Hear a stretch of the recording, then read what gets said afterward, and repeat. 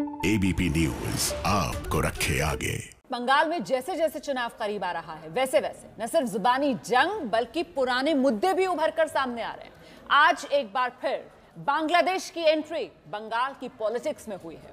देखिए, बीजेपी के आरोप लगा रही है, कह रही है कि जीतने के लिए बीजेपी की तरफ से कहा जा रहा है ममता सरकार ने वोटर लिस्ट में बांग्लादेशियों के नाम शामिल करा दिए हैं और अब बात इतनी बढ़ गई है कि युद्ध वाले हालात हो गए हैं। तो बड़ा सवाल ये कि क्या ये सिर्फ चुनावी बात है या फिर वाकई बंगाल में गृह युद्ध जैसे हालात हैं। इसी पर चर्चा करेंगे। हमारे साथ खास मेहमान का पैनल जो जुड़ेगा कुछ ही देर में। हमारे साथ बीजेपी नेता शामिक भट्टाचार्य इस चर्चा में शामिल होंगे, साथ ही टीएमसी की तरफ से खास मेहमान, कांग्रेस की तरफ से खास मेहमान, लेफ्ट के नेता हमारे साथ इस चर्चा में शिरकत करेंगे। मैं उनका रुख करूं उससे पहले मुझे लगता है इस पूरे मामले पर एक डिटेल रिपोर्ट आपको जरूर देखनी चाहिए।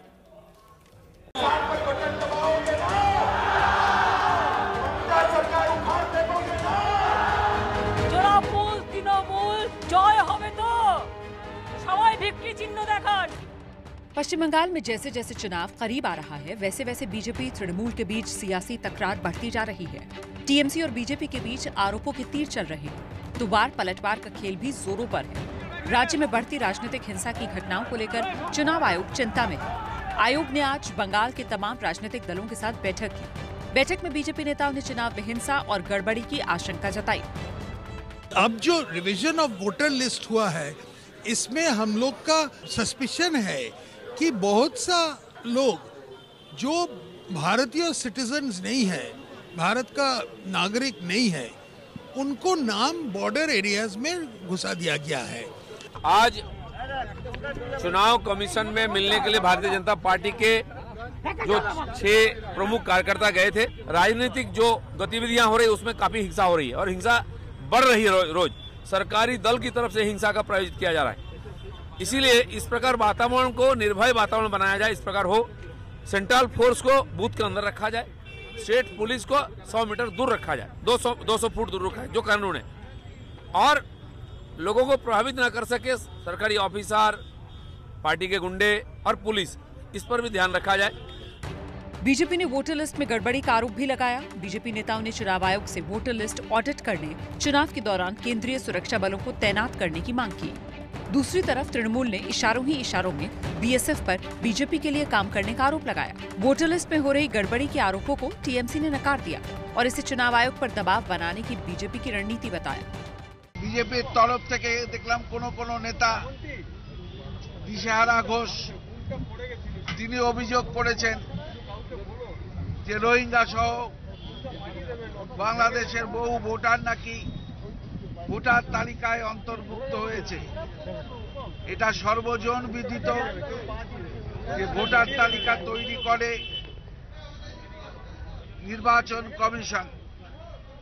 সুতরাং নির্বাচন কমিশনের উপর চাপ সৃষ্টি করা এবং একটা এমন অ্যাটমসফিয়ার তৈরি করা, পরিবেশ তৈরি করা যাতে নির্বাচনে মানুষ যে আস্থা প্রকাশ করছে গণতন্ত্রের পক্ষে তার বিঘ্নিত হয়। पश्चिम बंगाल में बीजेपी और टीएमसी के बीच वार पलटवार का ये खेल सिर्फ बयानों तक सीमित नहीं है बल्कि सड़क पर भी नजर आ रहा है। चंदननगर में कल शुभेंदु अधिकारी के रोड शो में कार्यकर्ताओं ने भड़काऊ नारेबाजी की तो आज पुलिस ने उस पर एक्शन लिया। पुलिस ने बीजेपी के 3 कार्यकर्ताओं को गिरफ्तार किया। कल इस मामले की रिपोर्ट दर्ज कराई गई थी।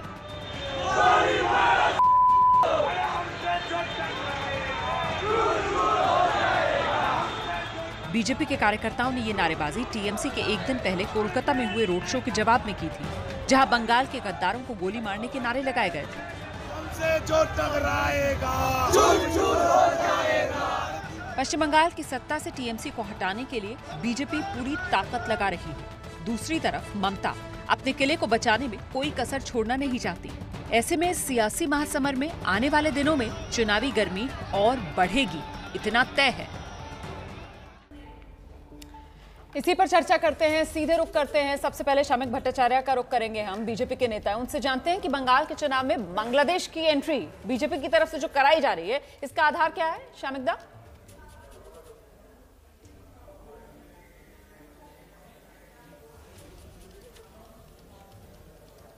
आवाज नहीं आ रही है। शामिक भट्टाचार्य जी जी। बॉर्डर 1310 किलोमीटर सिर्फ साउथ बंगाल में बॉर्डर है। The border is porous, imaginary and full of water bodies. तो इसमें सिर्फ एक यूनिट के लिए, मतलब कोई एक ऑर्गेनाइजेशन के लिए इस इन्फिल्ट्रेशन को रोकना असंभव है। जैसे बीएसएफ है, पुलिस है, लोकल पॉलिटिकल पार्टीज है, एनजीओज है, क्लब्स है और साधारण जनता है, सब अगर कुल मिलकर ये डेमोग्राफिक इन्वेशन को बंद करना चाहते तो हो सकते हैं। लेकिन हम लोग भारतीय जनता पार्टी की ओर से सन 1980 से ये बोलते रहे हैं, there is a silent democratic invasion on India.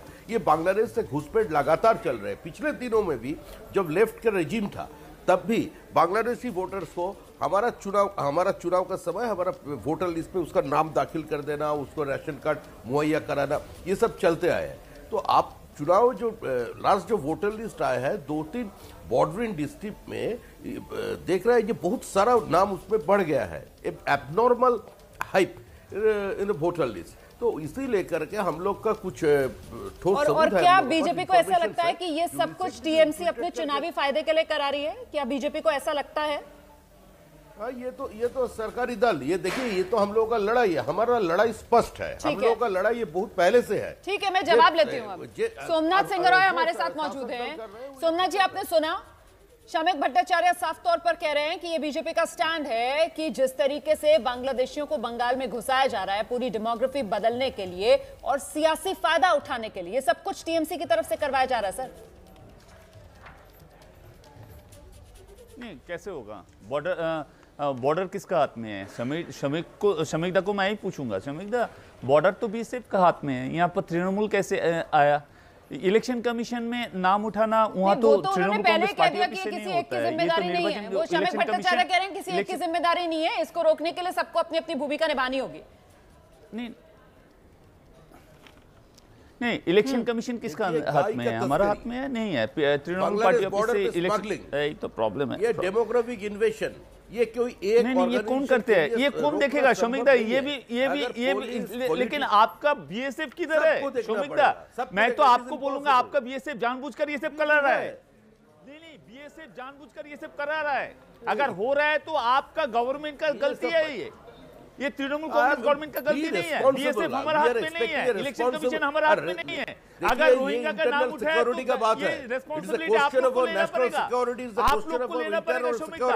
अगर रोहिंग्या का नाम उठाया, ठीक है, मैं आप दोनों को रोक रही हूँ। मुझे लगता है हमारे साथ पॉलिटिकल एनालिस्ट अग्निजेश अवस्थी जी मौजूद हैं, उनसे एक व्यू पॉइंट ले लेते हैं ना। अग्निजेश अवस्थी जी, बांग्लादेशियों का मुद्दा जिस तरीके से बंगाल चुनाव में अब गर्मा रहा है, आपने दोनों पक्षों को सुन लिया। अब सर, बॉर्डर पर तो तैनात बीएसएफ है, तो टीएमसी कह रही है बीएसएफ किसके अंतर्गत आती है? केंद्र के अंतर्गत आती है। तो हमें क्यों चुनाव में लाभ लेने के लिए मुद्दा बना रही है बीजेपी? आइए अग्निजेश जी।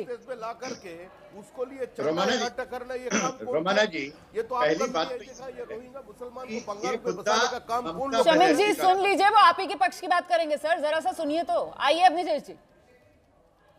रोमाना जी 2003 में ममता बनर्जी के पास यही मुद्दा था। 2011 में जब तक वो सत्ता में नहीं आई तब तक उनको पश्चिम बंगाल में घुसपैठियों का, रोहिंग्यों का, बांग्लादेशी घुसपैठियों का मुद्दा खूब नजर आता था।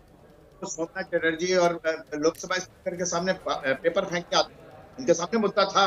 लेकिन उसके बाद जो ही सत्ता में आई, उन घुसपैठियों हॉबनॉबिंग करके उनको अपना वोटर बना करके उनको कुछ सुख सुविधाएं दे करके अपने पक्ष में कर लिया। और आज उनके लिए वो घुसपैठिए नहीं है, आज के लिए मुद्दा नहीं रहा। लेकिन वास्तव में तो ये मुद्दा है ना।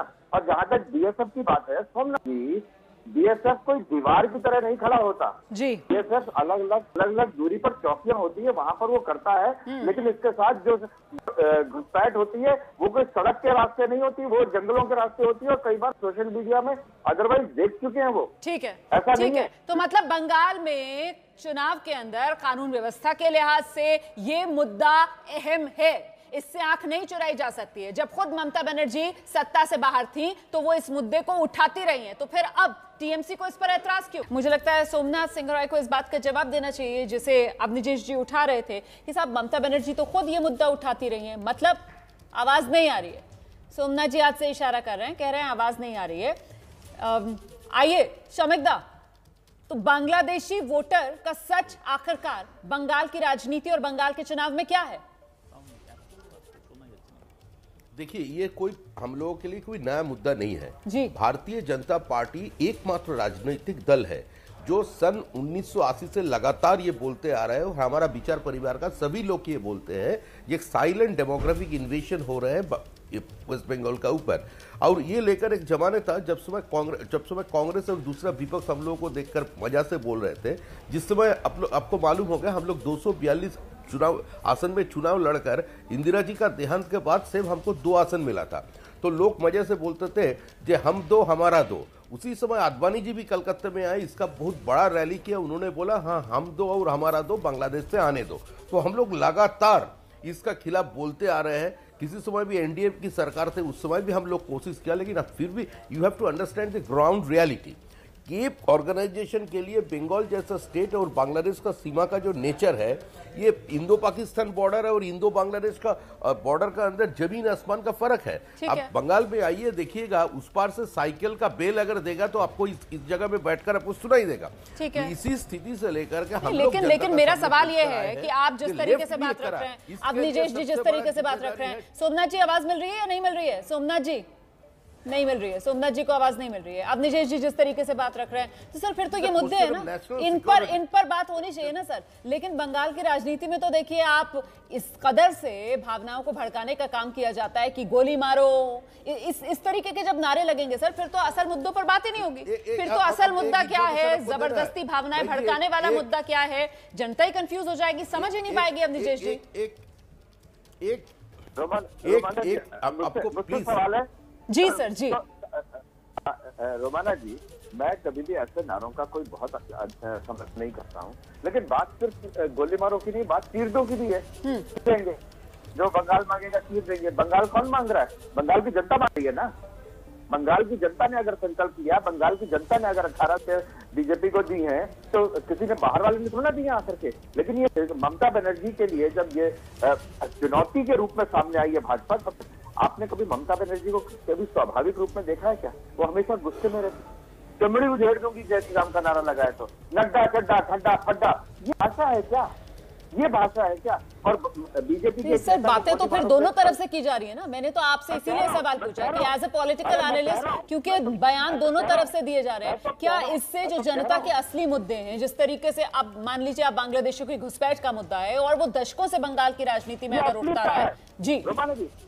रोमाना जी, बांग्लादेशी घुसपैठियों का मुद्दा असली मुद्दा है। हाँ। अगर डेमोग्राफिक चेंज होता है, घुसपैठी आते हैं, तो ये असली मुद्दा है और आज मुद्दा नहीं है। सही कह रहे हैं समीक्षा, ये आज का मुद्दा नहीं है, लंबे समय का मुद्दा है। और ये देश में और सीमांत प्रदेशों में सचमुच एक बहुत बड़ी समस्या के रूप में सामने आई है, जिसमें कहीं किसी तरीके की फेक या आरोपित आरोप नहीं कि हमने एक आरोप कहीं से ले लिया और लगा दिया, ऐसा नहीं है।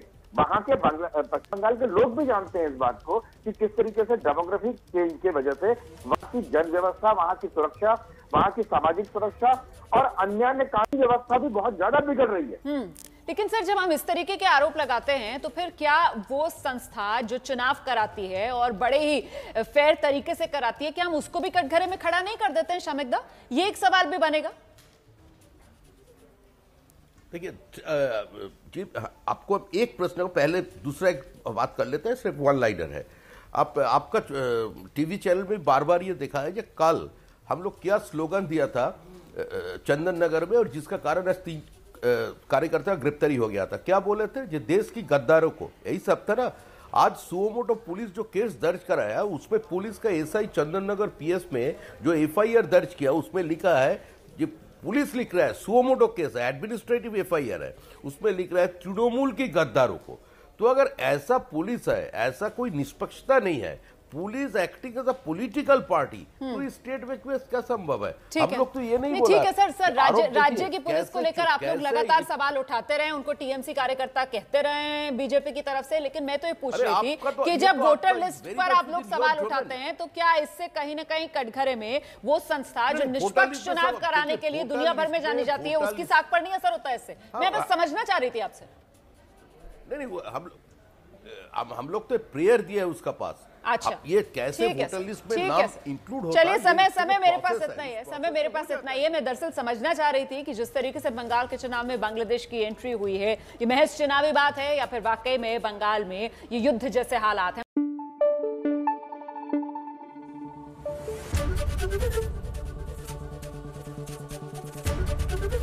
एबीपी न्यूज आपको रखे आगे।